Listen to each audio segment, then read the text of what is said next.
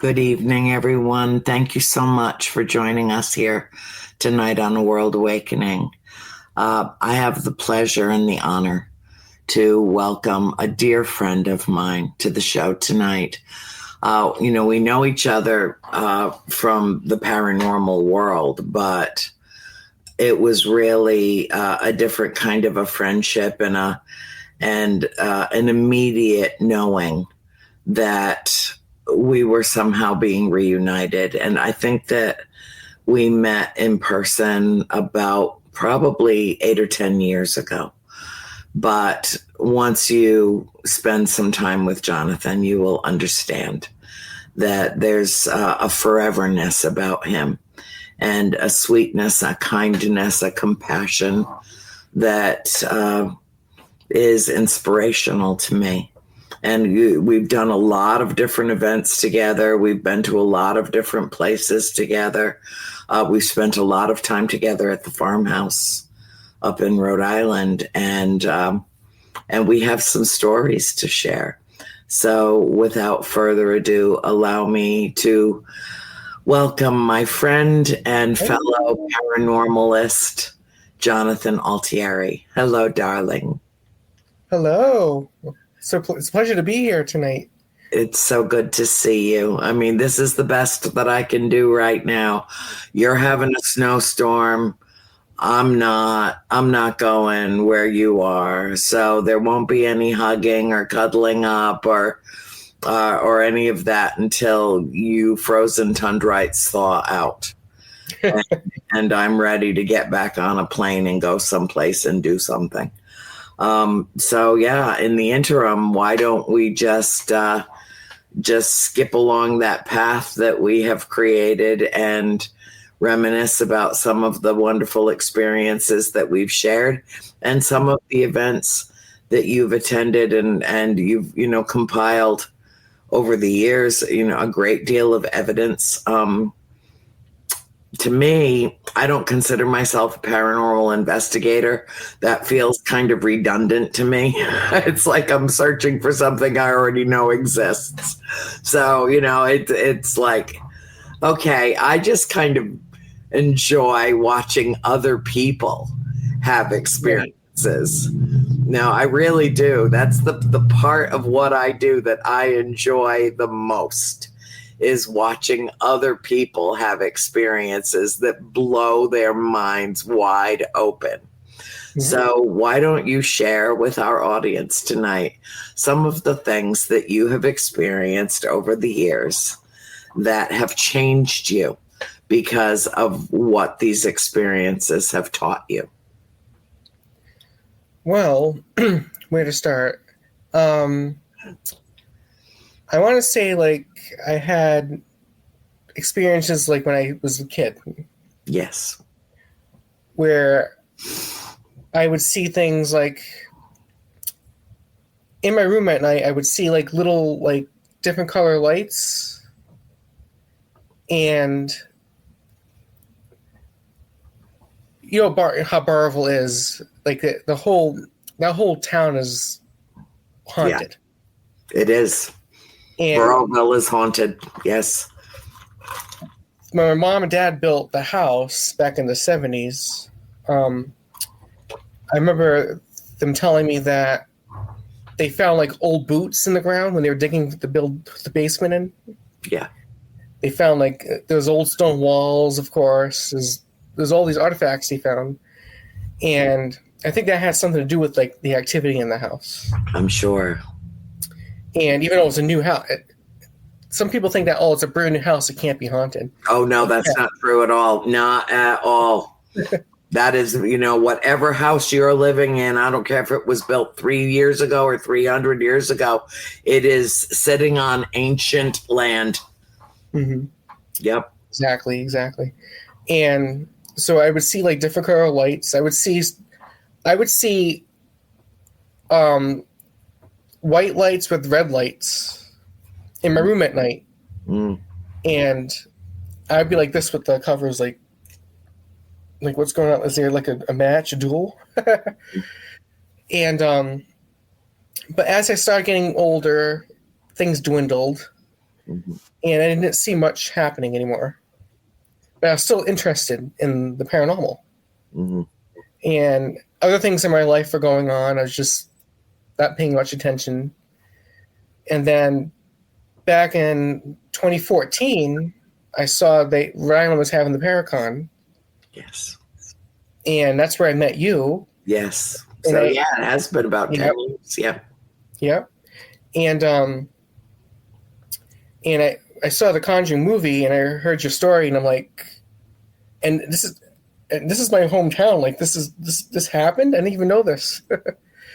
And after that, I was going to like the Paracons to see you like almost every year. Yep. And then in 2016, there's another friend I know that I went to my first paranormal investigation with. Yeah.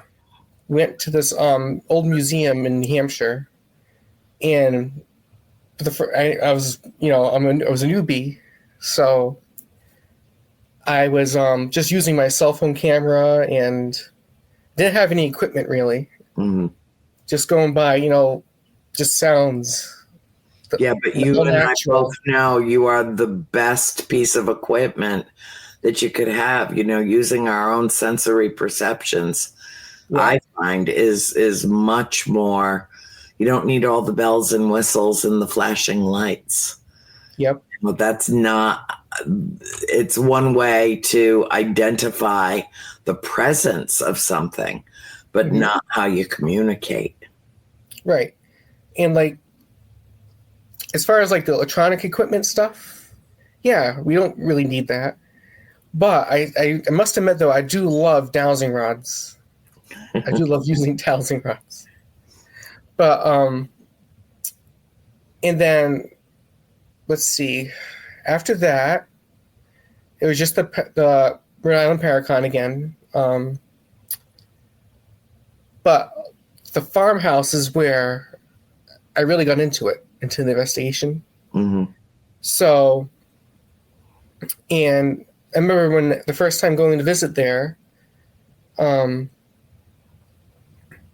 was like a little nervous, but that walking, didn't know what to expect. The energy of that house, walking into it. Mm-hmm. But when I walked through that threshold, all I felt was love. Yeah. Coming from that inside of that house. Yeah.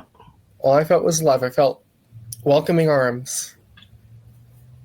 And it wasn't like, oh, some people have that because of the movie. They have that like feeling like, oh, it's going to be so negative, or it's going to be like this and that. That couldn't be further from the truth. Mm-hmm. And the first time I investigated, I remember going upstairs and, to my surprise, hearing the little boy's voice, like clear as day, without recording or anything, just Mm-hmm. out in the open. Mm-hmm. And that's the little boy that interacted with April, correct? April, yeah. Yep. And I also remember going into the birthing room. Yes, the boarding room, yeah. Yep. Well, I couldn't go in right away. It had this feeling of... It is a very, very heavy space. Yep. It is. And it was right off my bedroom. So, it was like literally a door away from where I slept. And so, I heard over the 10 years that we lived there were many times that I heard things shuffling around in there, many times that I heard voices, crying babies. There were, it was, that was just a normal part of, my paranormal world, living at the farmhouse. But what did you experience? Cindy had a very bad experience in the boarding room, and so did Nancy. So I just avoided it like the plague. I mean, I just didn't even open that door. I had one experience I had in there was just in my mind. not really like a voice, but in my mind I had, "Get out, just get out of the room." Yeah. And It's an overwhelmingly sad space in yeah, the house. For at least it was for me. And anytime that I've stepped in there a few times since we moved. And it feels like I immediately step into a bubble of I'm not. Everything changes, and I feel like I can't hear anything. Like I've had a fishbowl put over my head, and like very isolated. yes, yeah, and I don't know. I'm not comfortable in that space. I love the whole house, but I feel an intense sadness in that room. That out of the 3 rooms upstairs there, one not the so there's your room, the middle bedroom, but the bedroom after that Hmm. actually felt the most comfortable Yeah. in the whole upstairs. Yes. Um, but we're getting activity in there too. Someone had like a little toy car on one of the dressers, Mm-hmm. and it just rolled off in front of us and landed right in the floor. Mm-hmm. And we tried debunking it. Like we put it back up there. We tried walking around it, tried shaking the floor, and it wouldn't move. Mm-hmm. And then in the middle bedroom, that closet didn't exist when you Right. lived there. No, the room was much larger. That wall of the 2 closets did not exist. So I remember Brady and we went into that closet, Mm-hmm. and it had not negative, but it just had a strange energy to it. Yeah. Like, and I've heard there's like some sort of portal or something. That's where my sister Cindy heard, right where you were. Mm-hmm. Her bed was up against. Imagine those closets being gone, and her bed was up against that wall. And that's where she heard the voices. There are 7 dead soldiers buried in the wall. There are 7 dead soldiers buried in the wall. Right there, where those closets are now, is Wow. where her bed was. And that's where she heard that. And that's also where her bed would shake and levitate and move. And my parents downstairs in the room, right directly below it, the same thing would happen to them. They'd wake up in the morning, and their whole entire bed would be lopsided in the middle of the bedroom. Like, yeah. And the doors would be open. Those 2 doors in the dining room, they would be open. That takes a lot of energy. It does. It was, that was always an issue. And to the point where my parents finally vacated that room and went and turned the summer kitchen into their bedroom just to get away from it, because it wouldn't stop. Wow. It's funny because like there's certain areas of the house where I can even mention that there's some areas that felt uncomfortable and some that felt comfortable. Mm-hmm. The room we were just talking about, that was your former parents' bedroom. Yes. Now the library. Right. That room itself has its own feel to it. It does.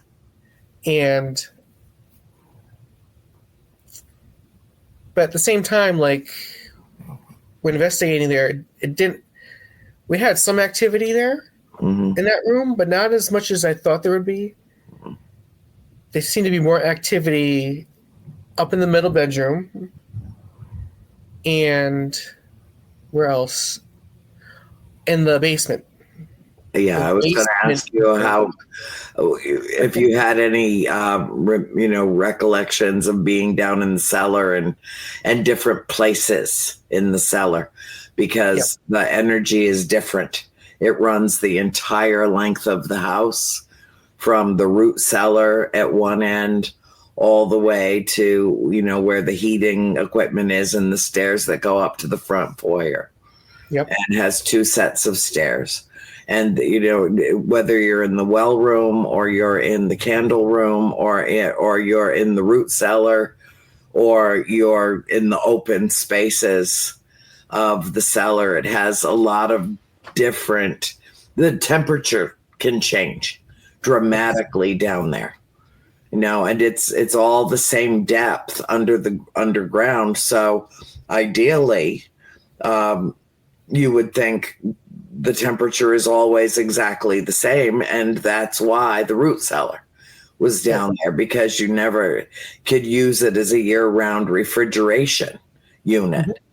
And yet there'd be times that you could walk through that cellar and suddenly it went from being comfortable to you literally shaking because the temperature just plunged right where you're standing, and you're not alone. The room that's right next to the well room. Yeah. That's usually the lights are always off on it. Mm-hmm. That room always creeped me out. And I was brave enough during one investigation that they're like, "Oh, Jonathan, just go in there. Be brave, go in it." And I did. I went in there, and another friend came along, and we actually did like a voice recording, and we were asking like different questions and stuff. Were you doing EVPs? You were trying to record EVPs? I can't remember if we used EVPs or something. I can't remember exactly what we used, but the spirit that was in that room didn't like us in there and wanted us to leave the room. And we're like, why? And there was no answer. And then in the well room, we did the flashlight. Yeah. So we just back it off a little bit. And we ask questions and it would actually light up and respond. And I'm used to seeing that like on TV shows or whatever, but this experience it in person is like completely different. And what else?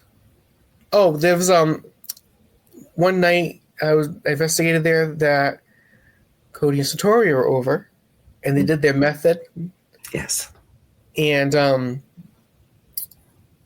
I think her name's Abigail. Yes, Abigail Arnold. Yeah. We actually could hear her walking around upstairs while we're in the living room, and she would actually come down the stairs and communicate with them, and that's one of the most like amazing experiences I had. Yeah, I think she was the one. I'm not positive, but I do think that she was the one that would walk through the house every night, through the upstairs, and check on us. As we were all falling off to sleep. And Cindy was the one that was most familiar with her. And Abigail had a beautiful head of hair that she wore up. And I only saw one photograph of her ever, but I found her to be very kind-hearted. Yes. Not in any way mean-spirited, so to speak. She was a very gentle, gracious lady.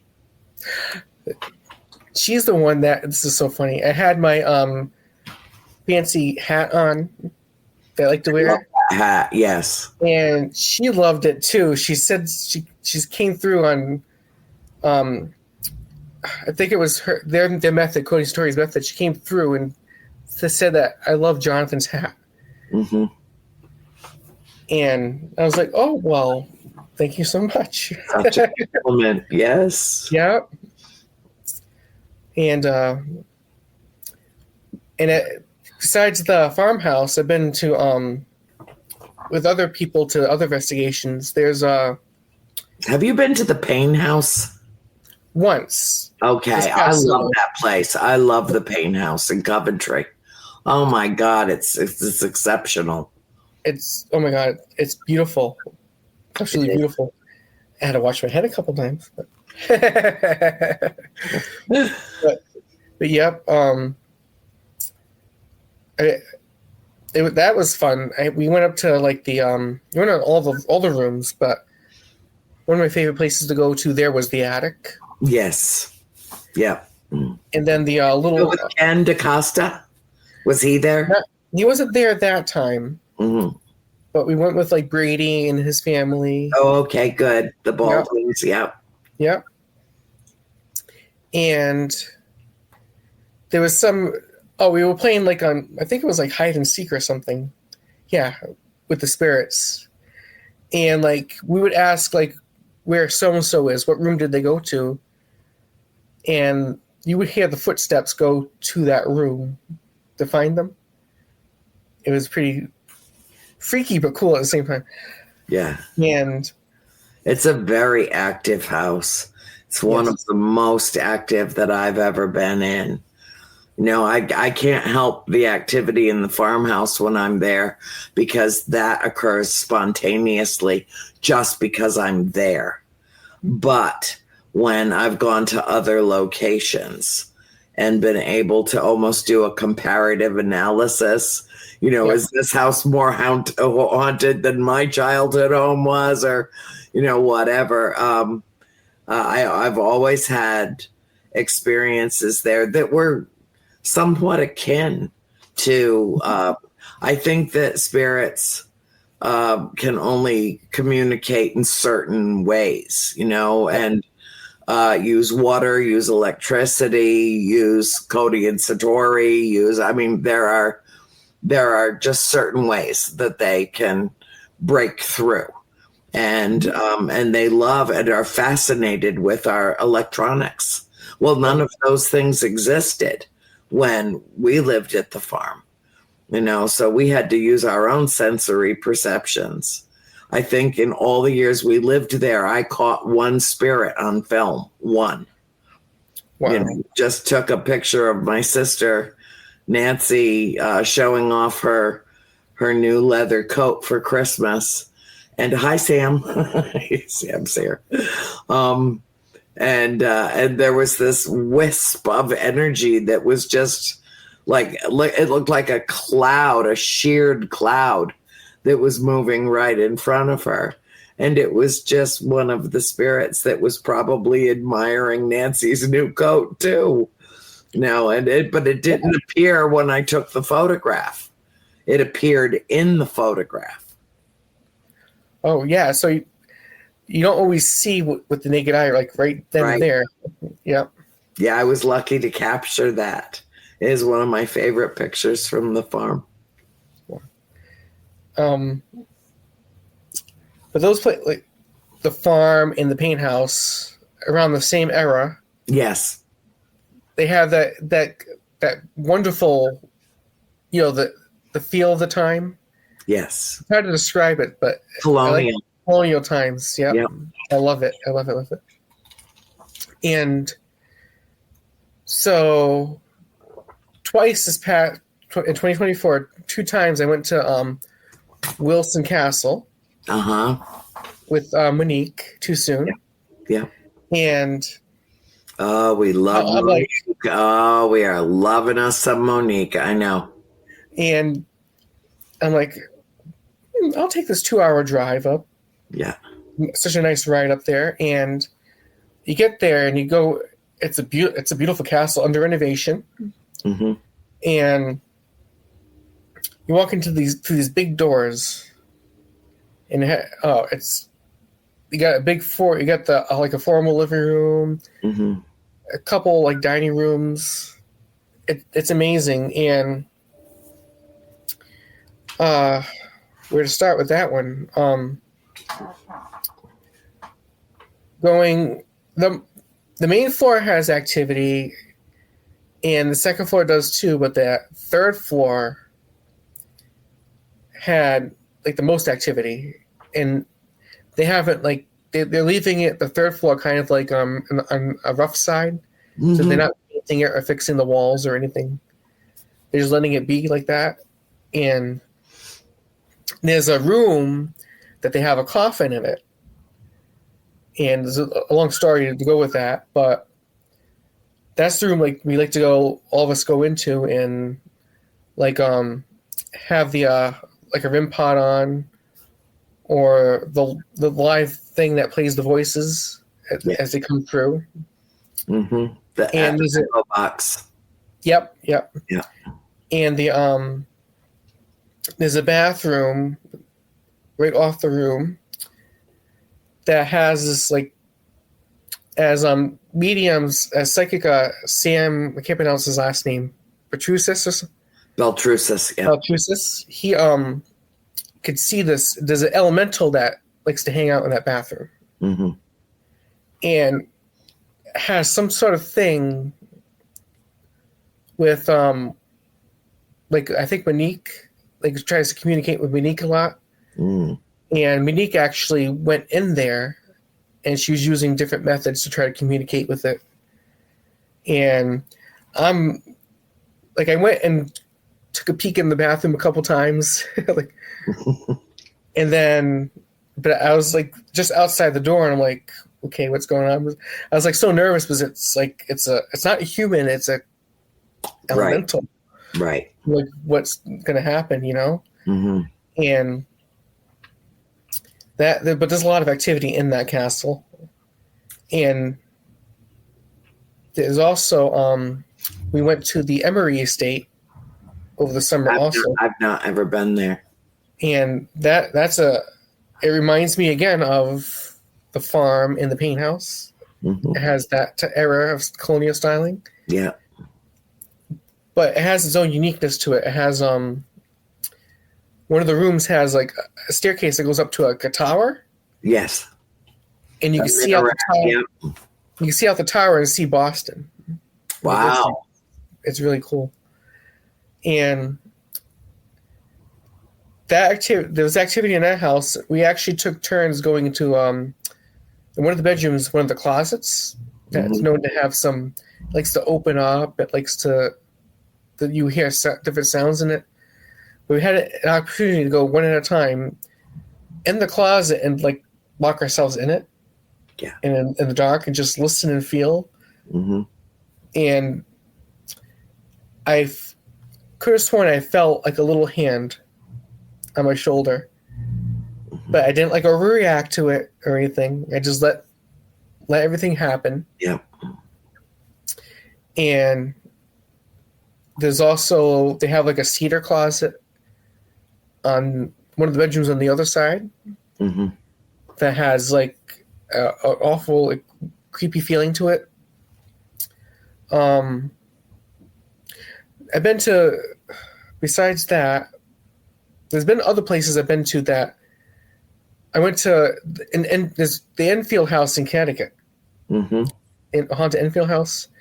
Now, this happened at Embry Estate, but it also happened at Enfield House. And my first night there, we were recording voices and playing them back. And one of the spirits just said my name. You hear Jonathan come right out. And I'm like, they know me already? I just I haven't even introduced myself yet. So it's they know. Oh yeah, they know who you are. Like, yeah, we had an incident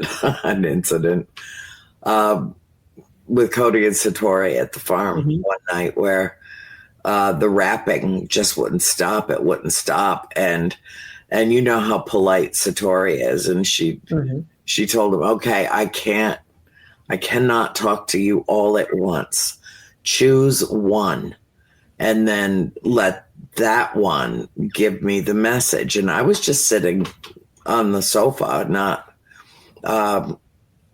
just waiting to see what would happen that night. And they tapped out my name. Well, A-N-D. And Satori said, so this message is for Andrea. Yes. And then they spelled out 4 words. We miss your family. I was blown away. I was blown away. I just sat there and cried. You know, I mean, I felt like saying, oh, yeah, sure, you don't have anybody to torment, you know, but Yes. of course you miss us. We're an interesting group of 7 people. Yep. Yeah. I remember watching the show Amy Bruni's on it with Adam. Oh, Kindred Spirits. Kindred Spirits. Yeah. In the episode, Adam and Chip. Yeah. Yep. And your sister there, she was uncomfortable. She had an uncomfortable experience. Yes, she won't ever go back. Mm-hmm. Yeah, she had a bad experience during the filming, and they wouldn't leave her alone, and they kept trying to draw her down into the cellar, and she said no. You could see that if you go back and you look at that episode, you can see at one point the camera is on her and you can see her just like shaking her, like telling them, no, like, leave me alone, stop this, leave me. She was trying to be engaged with Chip and trying to, be involved in the conversation around the table. And she was being harassed. And then we went after the shoot, we went back to the hotel room. Everything was fine. We left early in the morning to fly back. And by the time she got home, there was a massive, huge, softball sized bruise on the back of her thigh. And wow. She had taken a punch in the kidney area too. And she was sick. She was so sick. It was like spiritual malfeasance, they wouldn't take no for an answer. They wouldn't take no for an answer, and they tormented her. And she said, that's it. Don't ever ask me again. Please don't ever ask me again to go back to the farm. That was the last time I will ever go. And she said it took her about 2 weeks to really clear that energy from her body.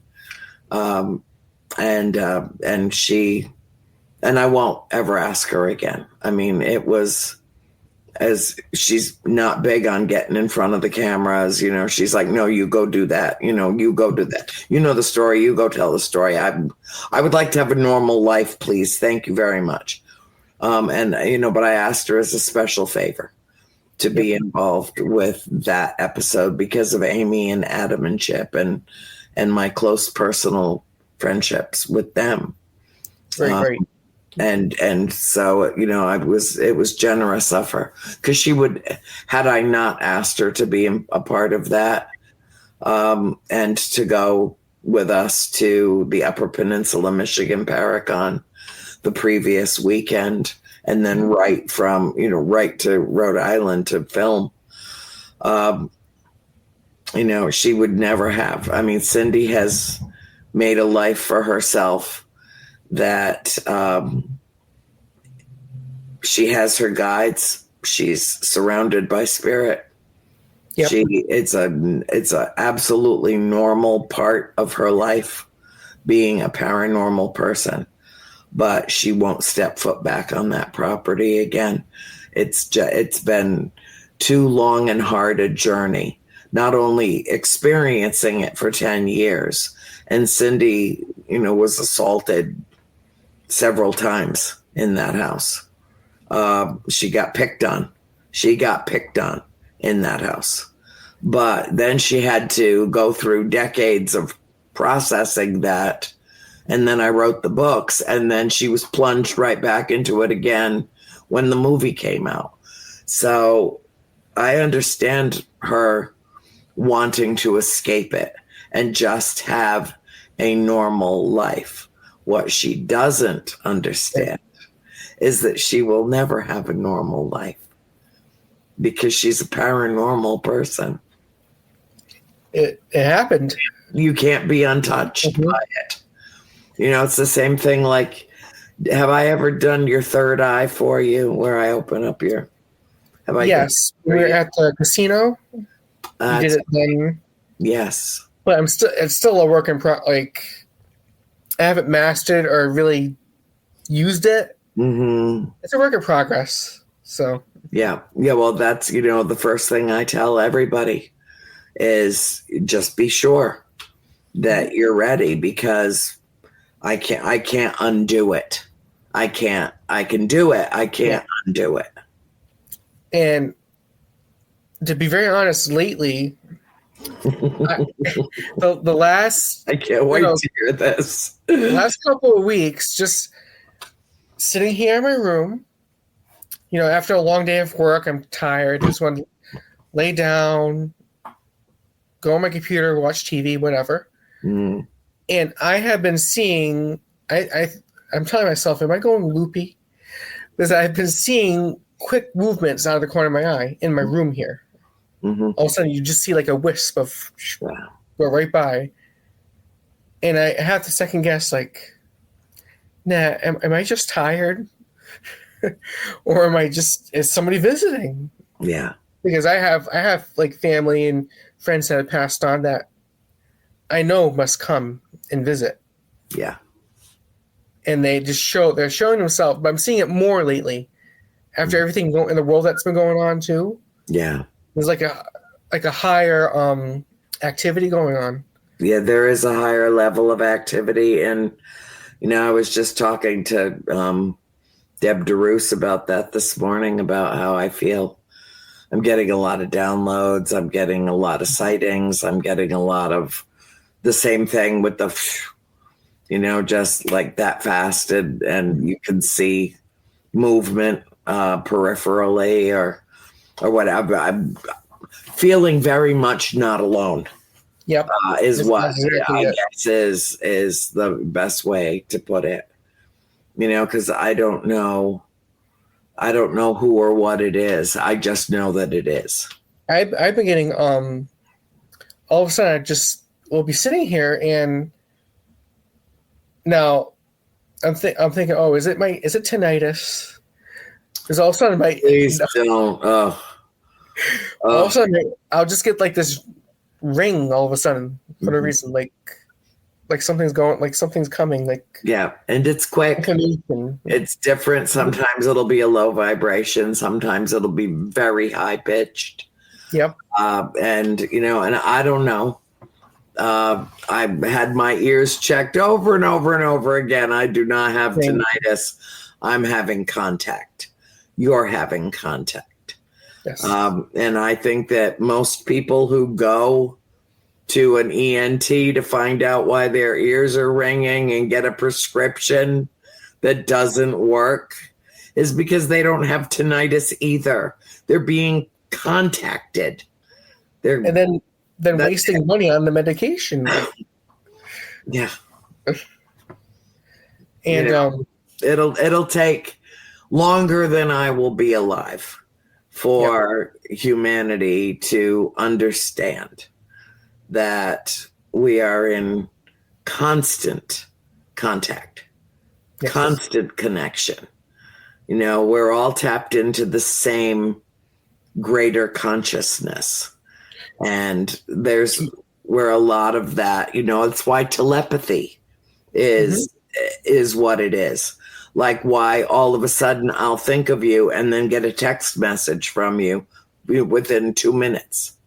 Because you heard me think about you, or I heard you thinking about me, and then comes the message. You see? So like I heard in my head tonight, and now you weren't texting me this or anything, but I heard your voice in my head say, "Don't be nervous.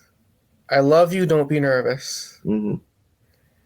But we weren't on the phone or like this. We weren't talking. I just heard it in my head. Yeah. And speaking of the ETs, I remember texting you this when it was happening. It was like a year or two ago this happened here at home. I was on the porch and just looking up at the sky. It was, can't remember if it was summer or winter, but it doesn't make a difference. And I was looking up at the sky, and behind the tree line, I thought there was a star or an airplane coming. Mm-hmm. And it wasn't. It was like it was a white light, and it came out from like behind the tree line. And this happened like a few nights right in a row around the same time. The light came out, and as soon as it recognized that I saw it, it would hide behind the tree. Yeah. And I'm like, that's got to be them. And they noticed that I noticed them. Yeah. And I'm like, you don't need to hide. You can. I saw you. You can come out.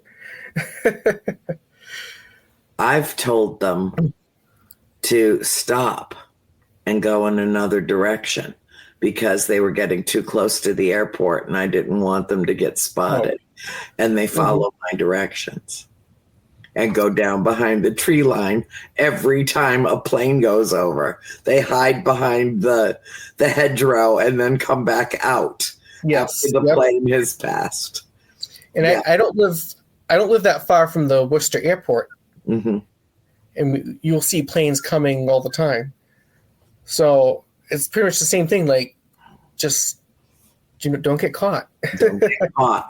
I know you're here. I know you're watching me. I am now watching you. Go hide behind the trees and don't get caught.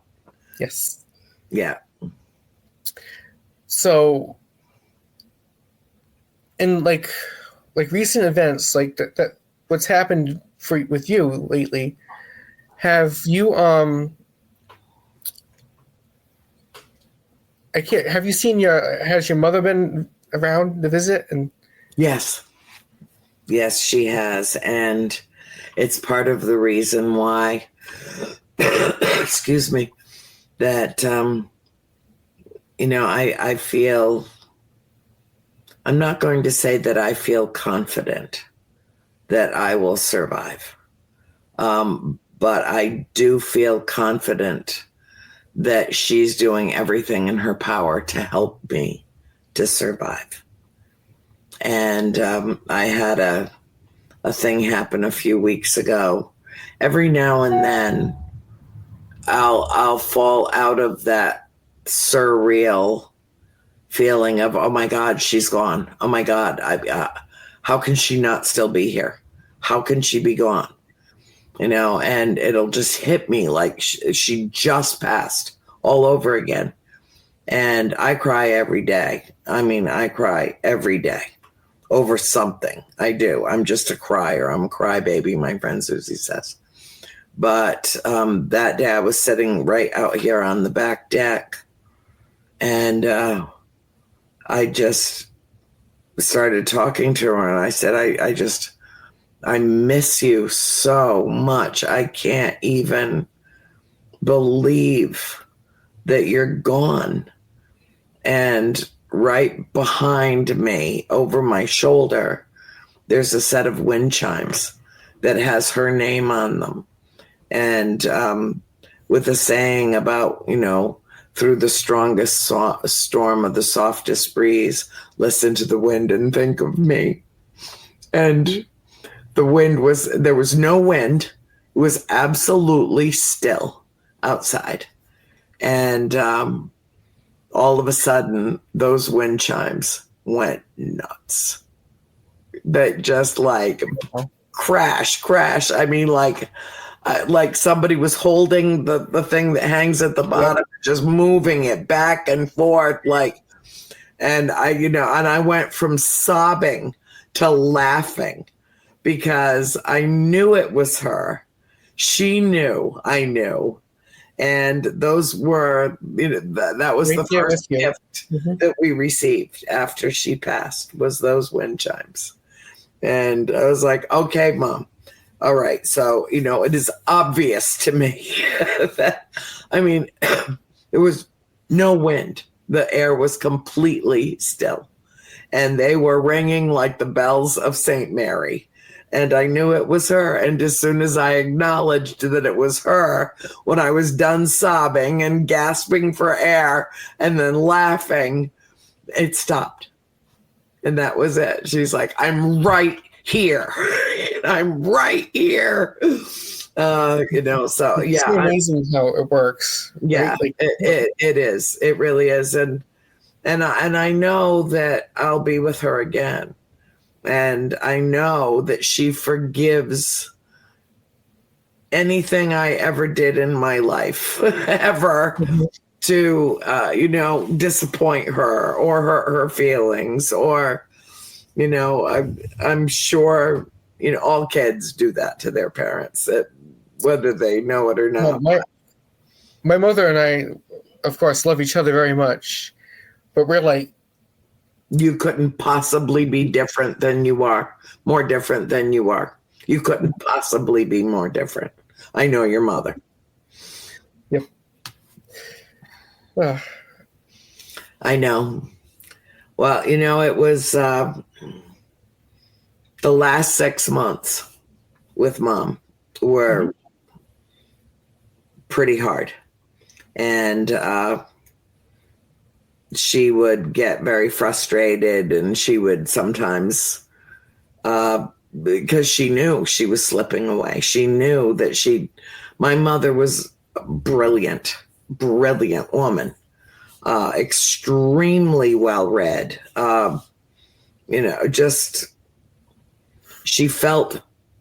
She got very frustrated and upset when she felt her intellect slipping away. Yes. Because to her, that was her essence that was leaving. She couldn't do what she loved to do anymore. Right. Yeah, it wasn't really even so much about her physical form. It was when she started to lose her memory, and her intellect, she began to really, really resent that she was stuck here. Oh my God, how did that hour go? And I think you're wrong, honey. Oh, come on, Bill. Really? Okay. So anyway, yeah, it's I feel like we're gonna have to talk over the weekend, honey, because I don't think we had enough time to catch up. But yeah, she's around, and yes, I know. Just enjoy every moment with your mom, honey, because you're not going to have her forever, and yet you are going to have her forever. So make sure that everything is peaceful. Make sure that everything is peaceful, because we're living in a day and age and a time where it's a rare commodity to find peace and tranquility with people that you disagree with in myriad ways. It's difficult. It's difficult. And she's stubborn. And my mom was stubborn too. So I get it. I absolutely understand. In the world today, like, you can't say anything on social media without somebody snapping at you. It's like, yeah. Oh no, I avoid it like the Black Plague of Europe. Yeah, it's really toxic, and I don't want to be in that environment. And I'm frankly, as you well know, am not allowing anybody or anything, that energy, into my world that has any kind of negativity associated with it, even associated with it. It's like, stay the F away. Right. It is not a self-loving act to jump into a toxic pool and swim around with toxic people. It's just not. I think you can love everybody, but some people you have to kind of love at a safe distance. Yeah. I know that there's people that I'm very cordial with them. Yeah. And that's it. Yeah. And that's okay. Because, ultimately none of us are here for everyone. We kind of have to go through life and find our tribe, Yeah. people that, you know. We have our own paths. Right. Yeah. Well, you're part of my tribe, you know. I mean, I sent you a time to circle the wagons, Jonathan. Yes. Time to circle the wagons. You build the fire in the middle, we'll circle the wagons. You know, Yes. so yes, and you are part of my heart, part of my family, part of my tribe. My dear, dear, sweet Jonathan. And when I met you, you felt like another sister. Like, Thank you. I felt that connection. That's a high compliment. So, all right. So I guess Bill's going to throw us off the air because, you know, he's got goals to run. Did he get his clock yet? But I want you to know that I love you. I will see you again. And Yes. And we'll make some more supernatural shenanigans together. Yes. There's no question in my mind. And I want to thank everybody that joined us tonight on A World Awakening. We know there are a billion other things for you to watch, and you came to be with us. And Yes. so that matters to both of us. And from our hearts and with eyes wide open, look up, stare at the sky, be the beacon of light, and be the light that you seek. Thank you all for joining us tonight. Love you so much. I love you too, sweetheart.